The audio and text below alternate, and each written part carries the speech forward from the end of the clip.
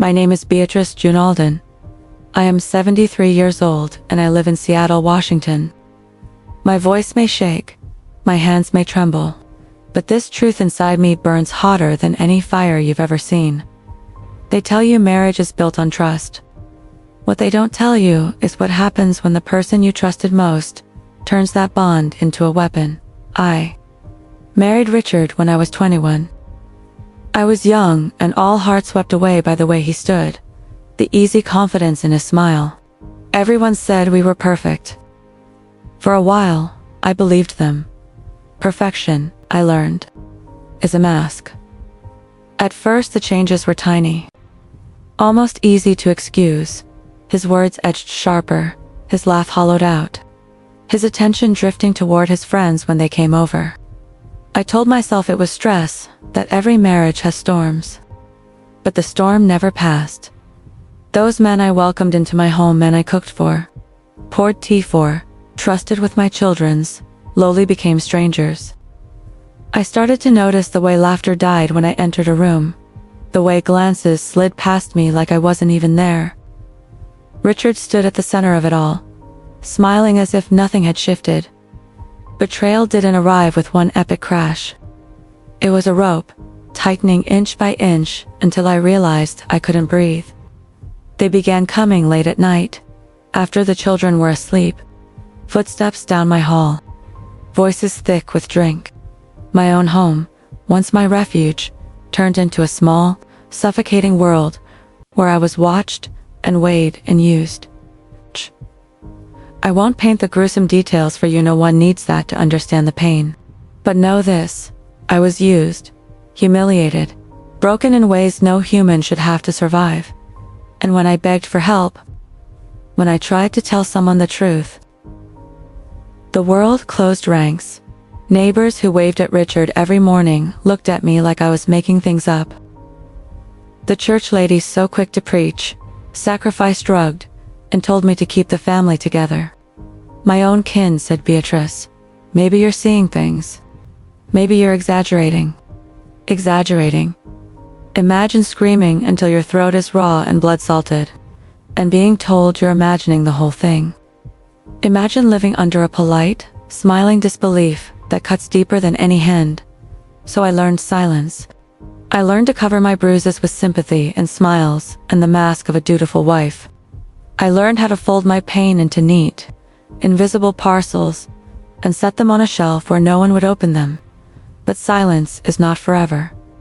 One night, lying in a darkened bedroom with pain like fire across my body, I made a promise to myself, soft and terrible, like a prayer and like a vow to the night. They will not destroy me, not forever. One day, I will fight back. One day the world will hear me. That promise was a small ember at first. It warmed my chest when everything else was cold. It kept me breathing through nights that wanted to swallow me whole. And then the ember found fuel. When you are pushed so far down that even the echoes stop, something inside you fractures and becomes something else, sharper, steadier. Fear loosens its grip. Shame becomes a map. Grief turns into a strategy. I began to collect the truth quietly, like someone gathering tinder. A scrap here, a slipped word there, a photo hidden in the back of a drawer. Paper receipts, late-night text messages, a careless confession in a drunk voice. Each piece was small, but together they made a line I could follow out of that dark. I learned how to be invisible in order to survive. I learned how to listen and wait. I learned how to make other people underestimate me, the most dangerous thing a prey can do to a predator. Because predators always assume the world will keep looking the other way. But predators are mistaken. When the time came, I did not scream. I did not plead.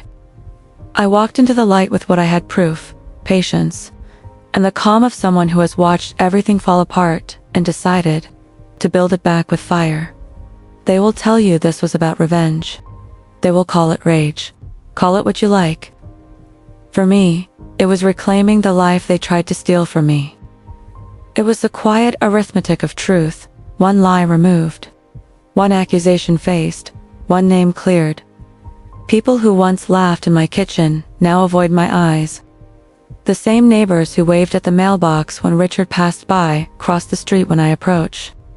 The church pews are no longer a place of comfort at least not for those who stayed silent when they should have spoken. There are nights I still wake, heart thudding, to the sound of footsteps that are not there. Trauma leaves a shadow. But there is also a strange, steady peace to having been heard finally by a world that pretended not to see. If you are listening because you've known this kind of hurt, because your own home became a place of hiding, hear me now. You are not invisible. Your small ember is not nothing. The world can turn its back for a long time, but truth has weight. It finds a way. I will not tell you I was instantly saved. I will not promise that justice is always neat or swift. Life is not a courtroom drama where the villain trips on his own lies the moment the music swells.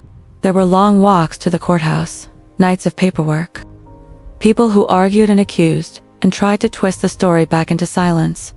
But step by step, paper by paper, voice by voice, the rope that tied around my throat loosens, the mask slips.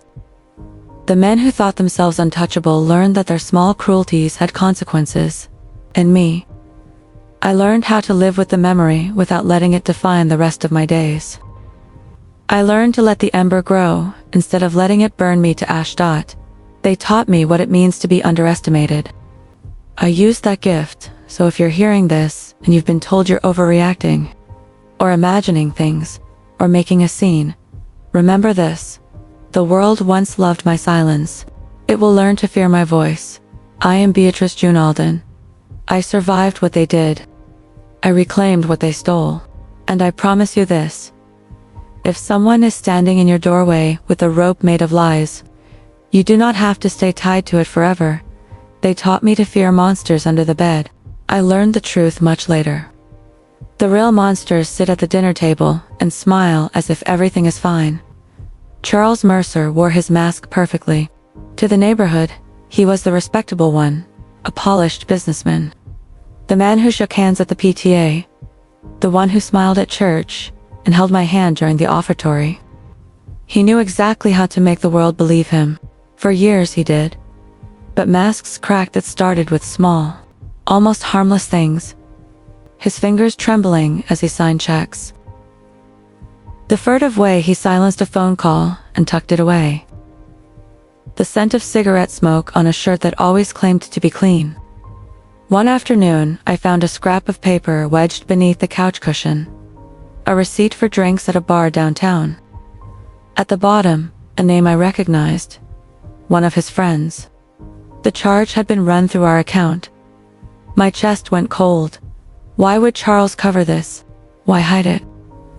My stomach twisted with an answer I wasn't ready to say aloud, because they were in it together, that night. I lay awake while the house exhaled around me. The children slept, oblivious to the rot threading through their home. I listened to the settling rafters and imagined the conversations that had taken place in rooms I once thought safe. Laughter that once felt warm, now echoed like knives. The whispers that had followed me for months stitched themselves into a pattern I couldn't ignore. Where could I go? I had no money, no ally, no one who would take my words seriously. I had been tethered to him by the very things he used to break me. Then luck, or perhaps the kind of justice the world delays, handed me a crack in his armor one morning. Charles slammed out of the house drunk and furious.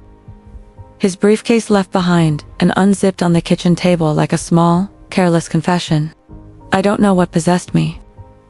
Maybe it was the ember of the promise I'd made to myself. Or maybe it was just a tired woman's desperate hope. I opened it. Inside were papers stacked and neat. Secret rows. Contracts with unfamiliar letterheads. Invoices. Bank slips. Letters from shell companies. At first, the pages were just white noise. Then the numbers revealed themselves. Transfers. Rerouted funds. Payments to men whose faces had haunted our dinners. My hands went cold. This wasn't just betrayal between two people. It was betrayal dressed up as business, fraud. Money moved in ways that could sink a man who thought himself above scrutiny for the first time in years. I felt a tremor beneath my feet, not of fear, but of possibility. I didn't take everything. I was careful. I slipped a handful of papers into the lining of my coat, hiding them where his drunken fingers would never think to look. It felt like stealing from a man who had stolen so much more: time, dignity, the life I once believed in. Power arrived as a thin, hot thread across my palm. But power carried its own terror. Every footstep in the house made me flinch. Every laugh outside the door felt like a countdown. I watched him like someone studied a wild animal, harmless if left alone, dangerous if cornered. I moved through my home with the caution of someone learning a new body language: how to be unseen, how to let him underestimate me. I learned the rhythm of his keys, the time his friends arrived, the pattern of the small betrayals that made their way into my life. I began to collect evidence with a patience that felt foreign, and each slip of paper became a breadcrumb in a trail out of the dark. A bank transfer with a vague memo, a contract with a signature that didn't match his, a late-night text that vanished when he woke. I arranged them like a map, careful to preserve the edges where I might be caught, and as I gathered proof, something else shifted. The shame that had kept my mouth shut thinned. Shame had been his ally, evidence was mine. Where shame had pinned me to the floor, paperwork gave me footholds. I stopped apologizing for my presence in my own life. But planning slow and planning secretly are different things. There were nights when I imagined the worst discovery. Spite turned outward, the men who had laughed in my kitchen, deciding to tighten their circle. I pictured my children dragged into the mess, their young faces creased with confusion. I pictured the courtroom where names would be traded like currency, and the truth repackaged into versions that suited those with the loudest voices. Still, the papers burned in my coat like a promise. They were small and fragile, but together they made a kind of force. So I learned how to play the long game. I learned to be invisible in plain sight. I befriended silence and taught myself to listen for the cracks in their conversations. I practiced neutral tones, practiced the right kind of worry that wouldn't draw suspicion. I let him think I was still the same, easy, subdued woman he'd underestimated for years. Because the deadliest thing you can teach a predator is complacency. I began to draft a plan that was not loud or dramatic. There would be no shouting, no grand ambush. This was not the kind of story where the villain trips on his own arrogance in one cinematic moment. It would be quieter legal forms, patient calls, the kind of true persistence that slowly persuades systems built to ignore women like me. The truth, I realized, had its own momentum if you pushed it right. I made alliances in small places, a clerk at the bank, who had been patient with my questions, a woman at the courthouse who had once worked fraud cases and spoke in hushed, practical sentences. I learned how to file a paper correctly so it would be more than a whisper. I learned that institutions move slowly, but they move, and when they do, they can pull the rug out from under men who thought their ties were invisible. Meanwhile, I kept my face smooth for the neighbors. I made tea and smiled when the women came by. I hummed at evening gatherings while my heart hammered like a trapped bird. I learned to let him speak first in public, to answer with small nods and the right kind of deference so the scene outside our walls would remain intact while everything inside unraveled. There were close calls.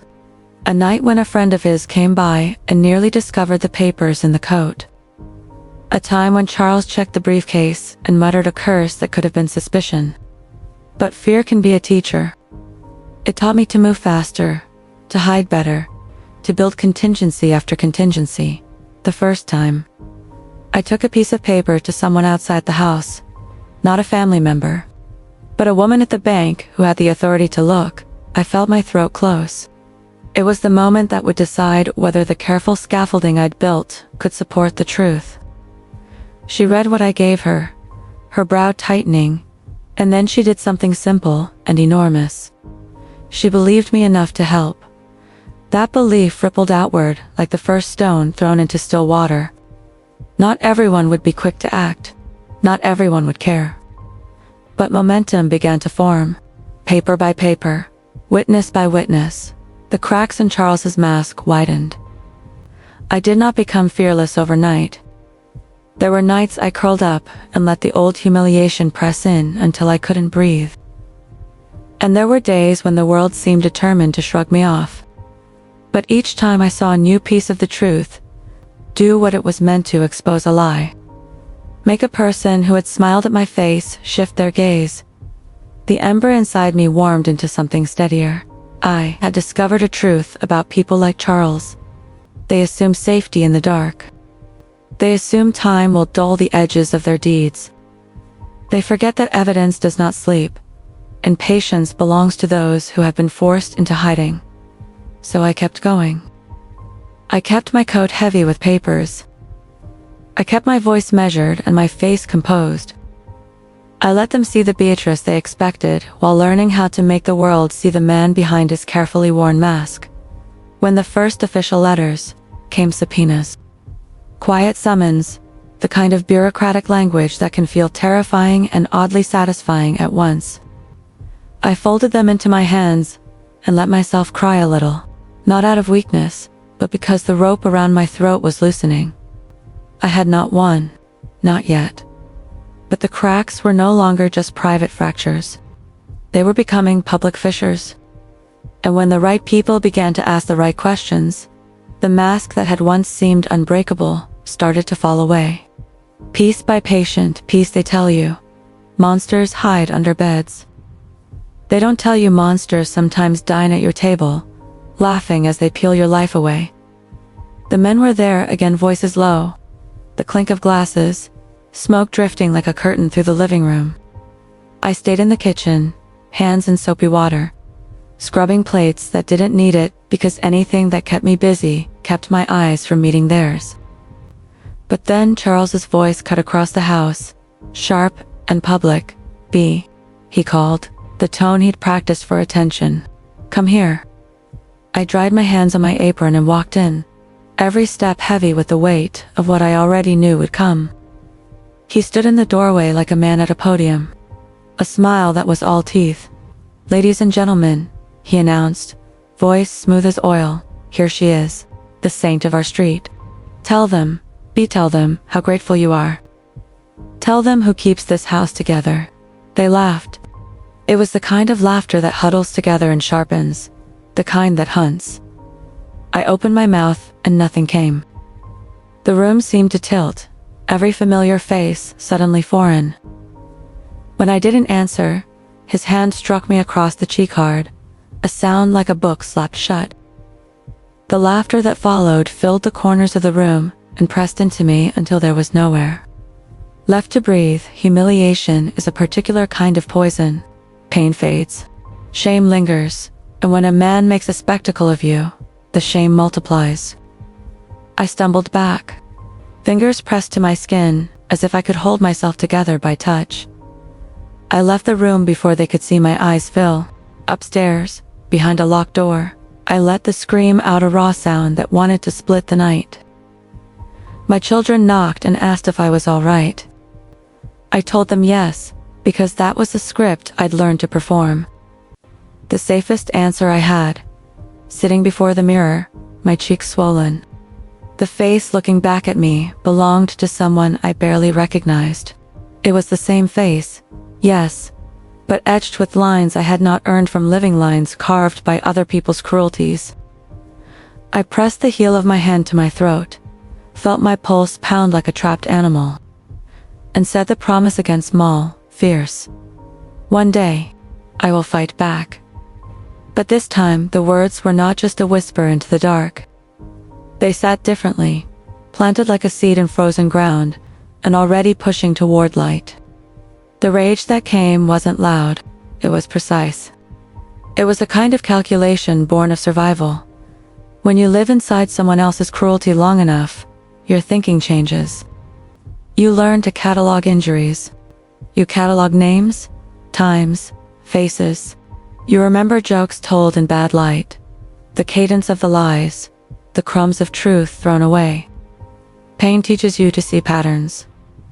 That night I did more than vow. I moved. Not with the clumsy drama of a sudden uprising, but with the quiet care of someone who has rehearsed every small thing so that one misstep doesn't ruin the whole plan. I locked the bedroom door and opened a drawer where I kept things the world thought trivial, a small notepad, a pen that still had ink, receipts from the grocery store, dates of nights when friends had come, every tiny notation a stitch in the map. I wrote down every word I could remember from the evening, the jokes. Who laughed the loudest? Which of them leaned in when Charles spoke? The exact phrase he used before his hand came down. I wrote down times, the order of events, the drink each man had, the cigarette brands. It might have seemed obsessive to anyone else. To me it was survival. There is power in making the invisible audible. Names become anchors. Dates become proof. The memory that once felt like a swollen, useless bruise becomes documentation. Paper makes you real in a world that prefers women to be quiet and forgetful. I thought of my children sleeping down the hall, and the life they deserved to grow into one not shaped by the whipsaw of fear and public humiliation. That thought steadied me more than any anger. Protection turned whatever fury I felt into focus. I did not storm back into the living room. I did not perform a spectacle for them. Instead, I clipped the notepad shut and slipped it into the lining of my coat, where the papers I'd already taken from his briefcase rested quietly. I checked the latch on my bedroom door twice, breathed deeply until my hands stopped shaking, and for the first time I felt the tiniest shift, something in me that had been held down beginning to lift. The breaking point had arrived, not as an explosion, but as a turning. The thing that kept me small, shame, had begun to move aside for something else, resolve. From that hour on, every humiliation, every mocked prayer and public sneer became fuel. They thought they had turned me into an exhibit. They were wrong. They had given me a ledger I could fill, witnesses I could find, and a motive the world could understand. They had given me enough pieces to stop pretending and start proving. I slept that night with a notepad pressed against my chest like a talisman. It did not erase what had happened. It did not make me whole. But it turned my scream into a plan that, more than anything, felt like the first true step toward being free. I moved through the house the next morning, like a ghost with a plan in her pocket. Inside me, a storm burned quiet at first, then growing. A weather system that rewrote everything I thought I knew about myself. I had papers. And papers are dangerous in the hands of a woman with nothing left to lose. Every night, while Charles slept off another bottle, I lit a candle and spread the stolen documents across the kitchen table. I traced numbers with the fingertip until the patterns spoke. Transfers routed through phantom companies. Invoices with duplicated signatures. Payments labeled as consulting that went straight to men who never bothered to consult anyone. Names I recognized, routes I could follow. Evidence that, if placed right, could topple more than a marriage. It could unravel a business built on lies. But evidence alone is a story with no mouth. It needed a voice and a path. It needed people who might finally look instead of look away. So I went looking for small openings at church. When Mrs. Callahan sharp-eyed, the kind of woman who noticed when a hymn was sung, flat-asked about the bruise on my wrist, I didn't mutter excuses. I met her gaze and said, plain as daylight, it was Charles. Her face did not explode with scandal. She didn't run to fetch a lawyer or call the pastor. She did something quieter and far more dangerous. She paused. Her eyes narrowed, and I saw doubt, the first thin crack across a careful facade. Doubt spreads like a stain if you give it time and water. At the market I held my head up when one of his cronies leered at me. I let the stare return like a mirror until he turned away. Small acts, yes, but each one rewired how people expected me to behave. I learned to move with a steady spine in rooms that had once demanded I be pliant. And at home I obeyed his orders. But obedience had a new shape. It was not the obedience of fear. It was the obedience of a chess player moving pieces, keeping the board balanced until the moment of check. I kept my face calm, my words soft, my hands steady, so he would never suspect the furnace I'd been stoking in the dark. Revenge, I discovered, is not a lightning strike. It is ice, slow, patient, lethal by attrition. Fire attracts eyes, ice destroys quietly, from within. I let that idea settle into my bones. I also learned to build allies in unlikely places. A clerk at the bank who had once sighed over a stack of paperwork listened to me when I asked questions in a way other customers did not. A woman at the courthouse, years of small losses etched into her expression, gave me practical instructions without drama. How to request records, which department to call, what language to use on a form so the clerk would actually look. These were not grand alliances. They were the steady kind that matter. They required persistence and the willingness to keep showing up. Quietly, again and again, there were practical things to manage too. I learned to photocopy without leaving smudges, to make small duplicates and hide originals where no one would think to check. I opened a post office box under a name that meant nothing to anyone in our neighborhood, so I could receive envelopes without him noticing. I practiced calls that sounded like ordinary errands while I arranged for people to look at ledgers. I could not show him every move had risk. There were nights when I lay awake, waiting for a creak that would announce discovery.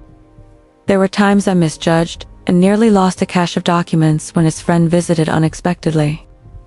Fear taught me contingencies, secondary hiding places, a tiny satchel in my knitting bag, a drawer in a neighbor's garage rented in exchange for a favor I planned to repay at the same time. I fed the public image he wanted. I made tea and answered neighbors with the right level of worried composure. I smiled at church when hymns moved the others to sing louder. I let Charles speak first at gatherings so everyone would hear his practiced cadence and not mine. Appearances were a necessary camouflage. Under them, I sharpened my instruments. The storm gathered weight when small injustices began opening into bigger ones. A call from the bank clerk one afternoon, the kind of call that sounds bland and then turns your chest cold, told me someone had begun to look closer at the accounts. The woman at the courthouse sent a single line of text, "Bring me anything you can." Those tiny messages were like thunderheads rolling in, distant at first, then impossible to ignore.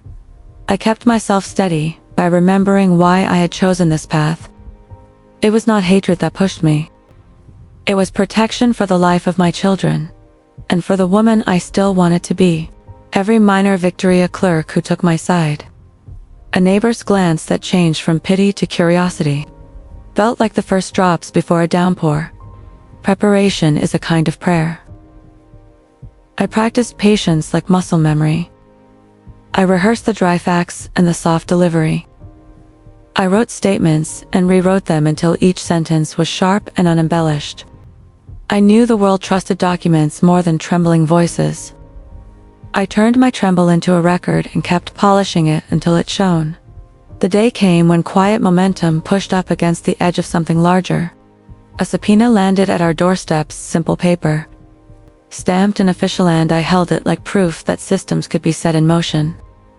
I folded it and let tears fall once, not from defeat, but from the release of a long-held breath. The rope that had bound me was loosening, and that knowledge was both terrifying and intoxicating. Still, I moved cautiously. The storm did not break with fanfare. It built pressure.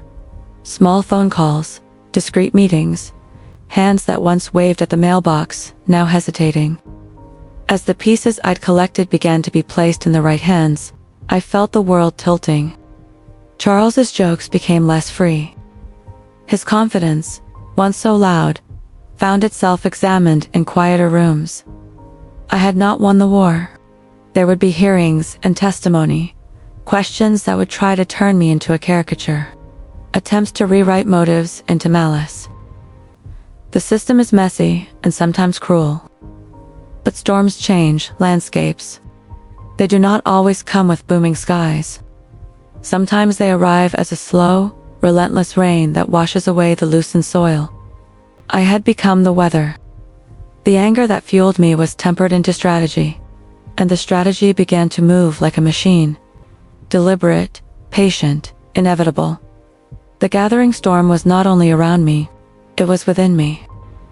It had sharpened my purpose and taught me that the smallest actions, an overdue copy of a ledger, a quiet conversation with a sympathetic clerk, the courage to name the abuser at church could combine into force. And when force gathers enough, even the most carefully painted masks start to run. They say monsters don't fall because they're weak. They fall because they believe themselves untouchable. That night's rain was a hand on the window, steady and loud, as if the sky were trying to drown out the little crimes inside our walls. Charles came in like a gale-soaked, reeking of cheap whiskey, fury barely contained. He slammed a leather folder on the table and barked something I pretended not to hear. "Keep it safe," he mumbled, then folded into his chair like a man who'd given up pretending to be careful. My hands went cold as I lifted the folder. It was heavier than it looked. Inside were pages that did not belong in our kitchen. Signed agreements with names I'd never seen before. Notations that read like bribes disguised as donations. Wire transfers routed through islands that sounded like fiction. There were contracts with officials, invoices stamped and counterstamped, and enough sloppily hidden money trails to sink a well-polished life for a heartbeat. I felt something electric and bright, pure, dangerous triumph. He had been so careless.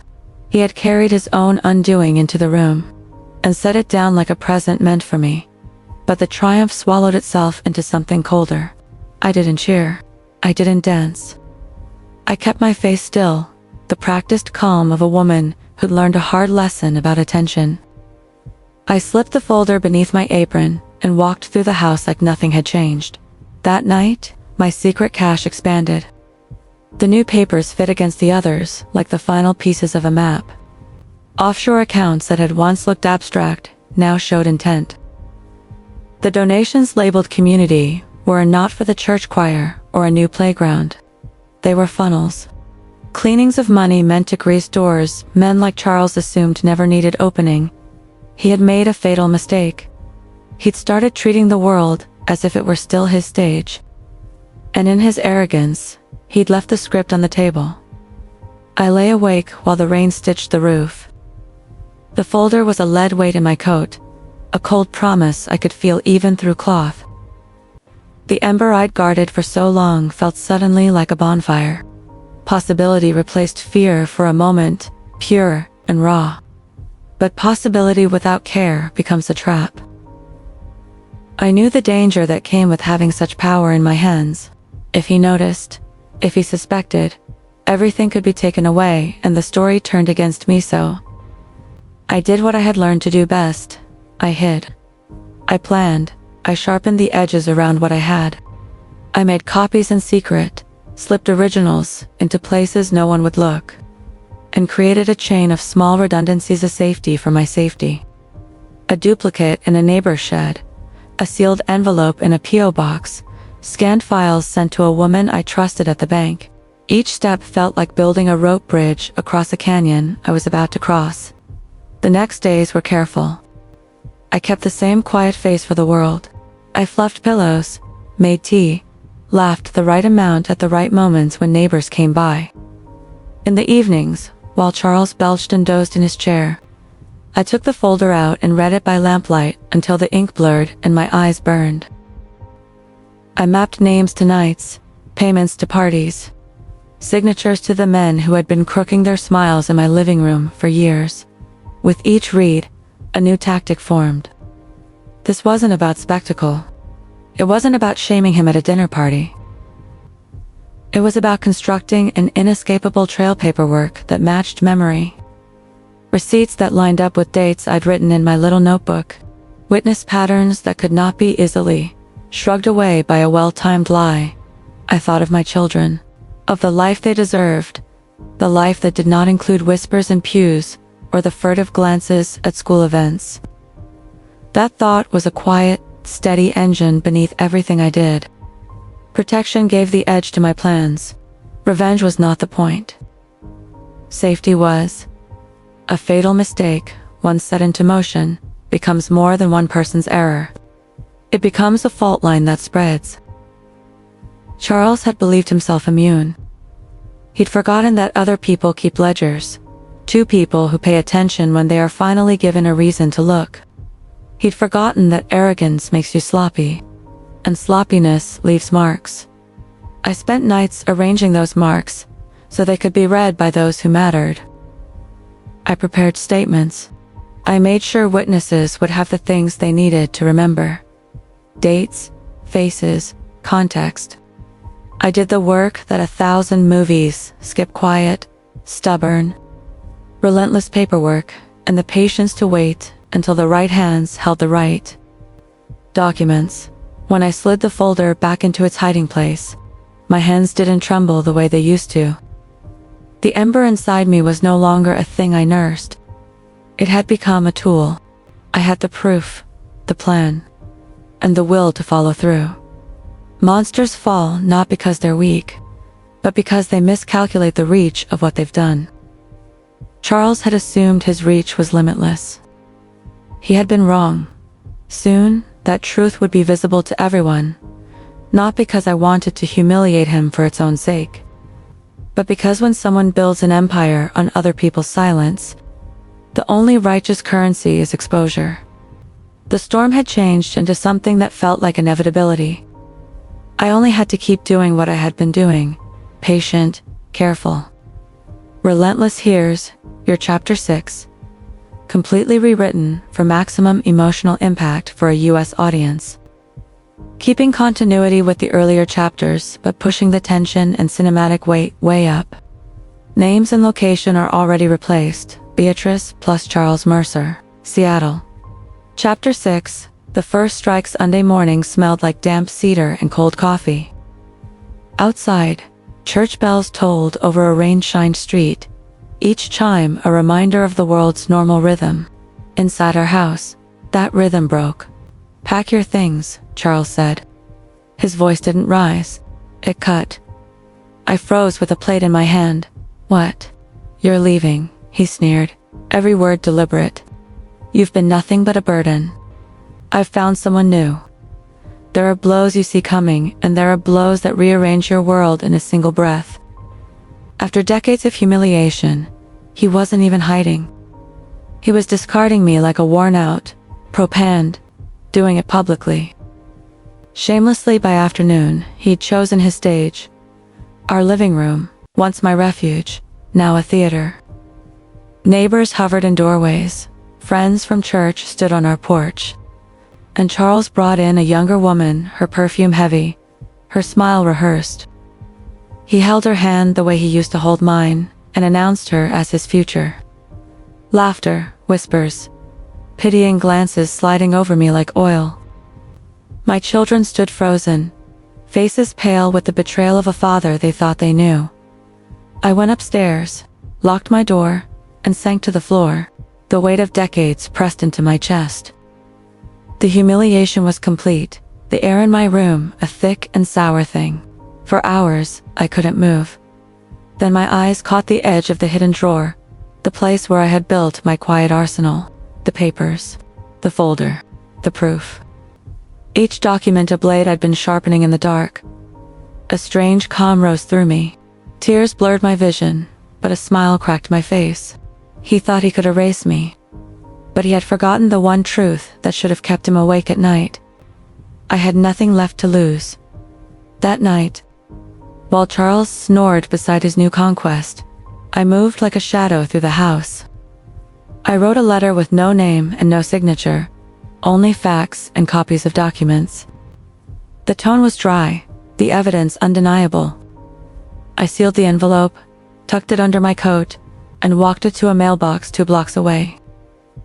When it clanged shut, The sound echoed like a gunshot in my chest. It was my first strike, small, surgical, but enough to set fire to the dry timber of his reputation. A week later, the headline bloomed across the front page of the local paper. Respected businessman under investigation for financial misconduct. Phones started ringing. Doors started closing. People who had laughed at me began whispering about him. The looks shifted. The air shifted. The mask he had worn so long began to crack in public view. And the cracks were spreading. For the first time in decades. I felt the ground tilt in my favor, not as a dream, not as a wish, but as a fact. The storm I'd been gathering wasn't just inside me anymore. It had entered the world, they say. A cornered animal doesn't surrender, it bites. Charles Mercer bit. When the newspaper hit doorsteps, the town buzzed like a hive. Neighbors who once tipped their hats at him now whispered behind cupped hands. His friends, the same men who had dined in my kitchen and shared my table, retreated into silence. The whiskey-laced laughter that had filled our living room thinned into nervous coughs and the sound of doors closing a little earlier than before. For the first time in decades, the balance of power had shifted. He felt it. Charles stormed into the kitchen and slammed the paper on the table so hard, the print blurred. His face was a mask of fury I had never seen before. "You did this," he spat. I kept my hands on the sink as if holding a posture could steady me. "I don't know what you mean," I said, my voice soft and deliberate. He seized my arm like iron. "Don't play games, Beatrice. Someone leaked those documents. It wasn't me." Pain flared, but I didn't let it out. Pain was his language. I refused to hand him the sound he wanted. Instead I said, coolly, "Perhaps the world is simply tired of your lies." For a second his grip faltered, not pity, but blind, furious surprise. He shoved me against the wall, breath hot with liquor. "You think you're clever? You think you can ruin me? I made you. I can break you." He left like a stormed god, but he did not leave with the swagger he once had. For the first time, fear shadowed his movements. Fear makes men reckless. Within days, Charles struck back. He began to paint me as the villain in his story, an embittered, confused woman trying to tear her family apart. He whispered into my children's ears, spun honeyed lies. "Your mother sees things. She's making trouble for us all." He sowed doubt like seed, and his words found soil. Watching my son dodge my eyes at the dinner table and my daughter shorten her visits, like they were afraid of catching something from me, carved a new wound. He had always known my weakest point, my children, and he wielded them like a shield. The church murmured its old comforts, but now their pity folded into judgment. "Poor Beatrice," one woman said, voice soft, as if offering solace. "It happens at her age." Another crossed herself and murmured, "Charles is a good man. He must be suffering." They chose the mask again. They always had the option to look away. Humiliation, though, is not only a breaking, it can be fuel. I turned it into purpose. That night, I spread the documents across the floor by candlelight and let the pages speak. Bank transfers, phantom companies, signatures that stitched a web. What I had once kept hidden now lay like an accusation in the open. But one headline did not finish him. He would fight. He would weave denials. I needed the death blow, not a cry, but a series of strikes that could not easily be silenced. So I wrote letters to officials that burned with dates and facts. Anonymous packets to reporters that left names and wire trails clean and traceable. Small leaks that sharpened urgency. A bank transfer here, a notarized signature there. I became a ghost in our walls, a voice in the seams, a steady drip of truth that seeped under the doors he thought closed. His behavior changed. Phone calls turned frantic. He began to drink, not for pleasure, but to quiet the panic buzzing under his skin. His hands shook more, and his voice lost that smooth, practiced ease. The beast was bleeding, and then he went for what he thought would protect him most. Our children. One evening, he gathered them into the living room, like a man arranging a performance. I was in the kitchen when his voice reached me, cold, calculated. "Your mother has betrayed this family," he told them, every syllable a blade. "She's trying to destroy everything. If you love this family, you'll stand with me." My knees wanted to buckle. I pushed myself into the doorway and watched my son's face turn pale, my daughter's jaw tremble. Charles looked at me with a smirk that tasted like victory. In that quiet, something crystallized inside me. I was finished waiting, finished shrinking, finished making myself small so others could feel comfortable. I stepped into the room, shoulders straight, voice steady. "You may have fooled them for now, Charles," I said, "but truth floods where lies build walls. When it comes, you will drown in it."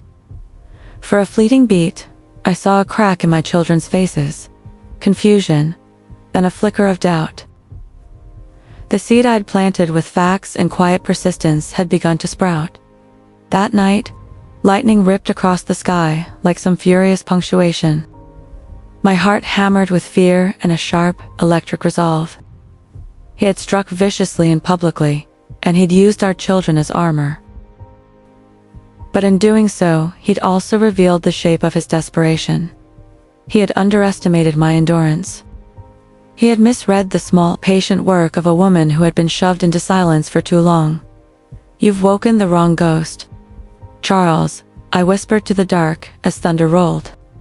"Now I will haunt you until your last breath." The letter came at dawn, slipped beneath the door with the county's seal pressed into its flap. My hands trembled as I opened it. A summons. Charles Mercer was under investigation for fraud, embezzlement, and bribery. For years, he had made me feel powerless. Now, the law itself had arrived at our doorstep. When Charles read the paper, the color drained from his face. For the first time, I saw not arrogance, not swagger, but raw fear. "You think this will stop me?" he hissed. "Do you think anyone cares about the word of a bitter old woman?" His fingers shook as he tore the page, and I felt a small, clear thing inside me. The beast was cornered. The courthouse that morning was a hive. Neighbors, reporters, people craning for a glimpse. Phones glinted, umbrellas bobbed. I climbed the stone steps slowly, my cane tapping the rhythm of each breath.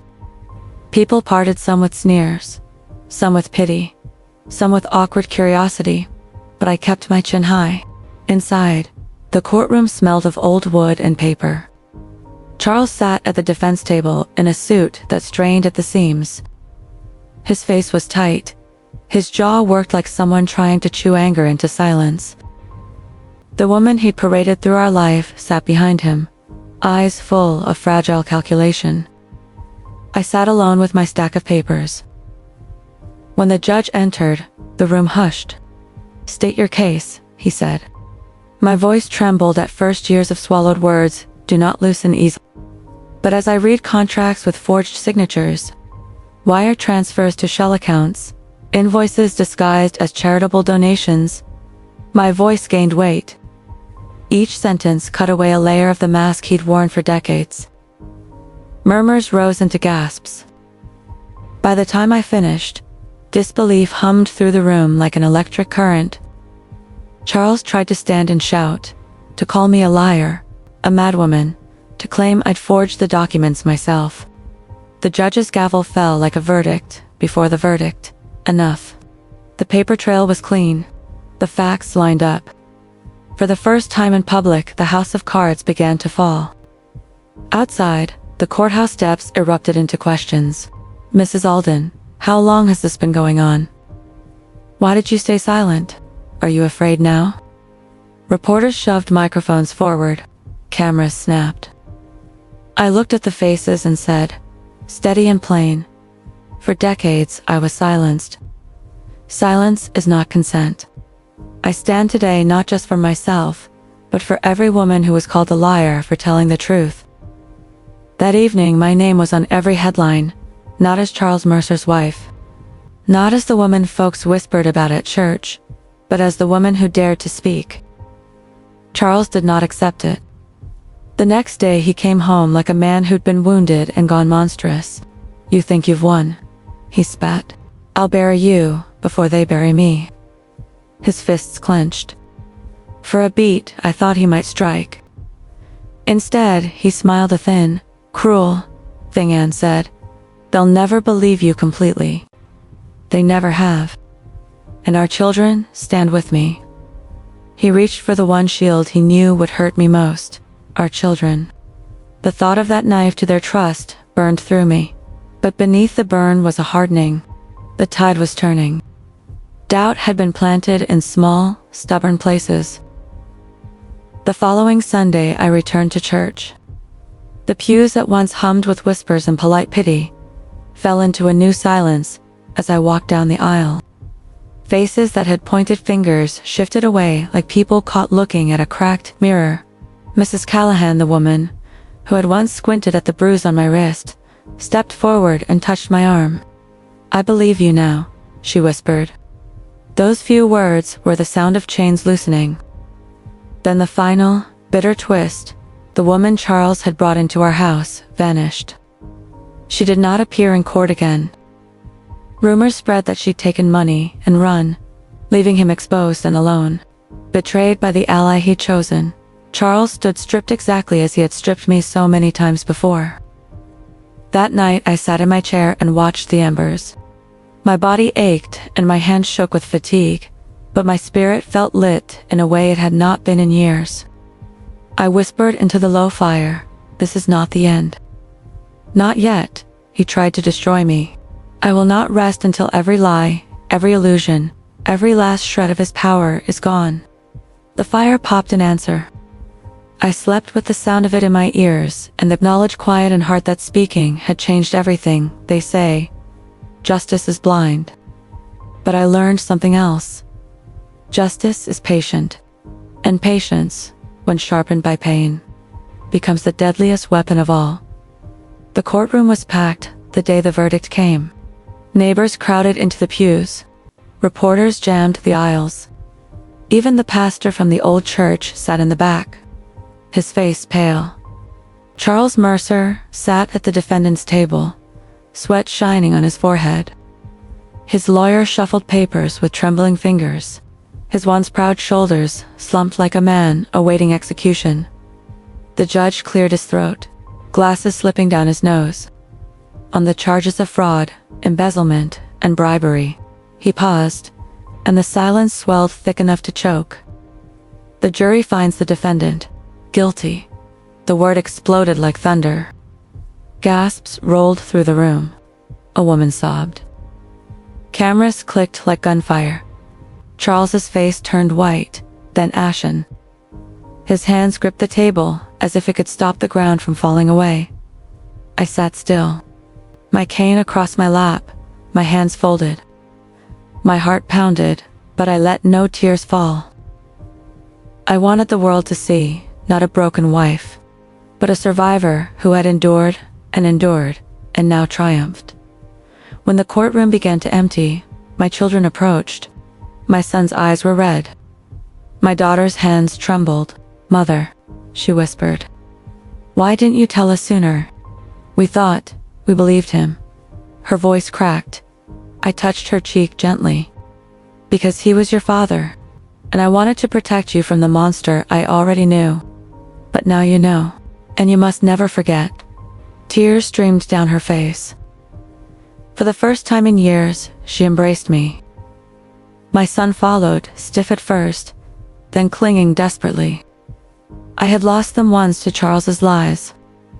In that moment, I knew I had won them back with the truth. The weeks that followed were a parade of humiliation for him. His business crumbled. His accounts froze.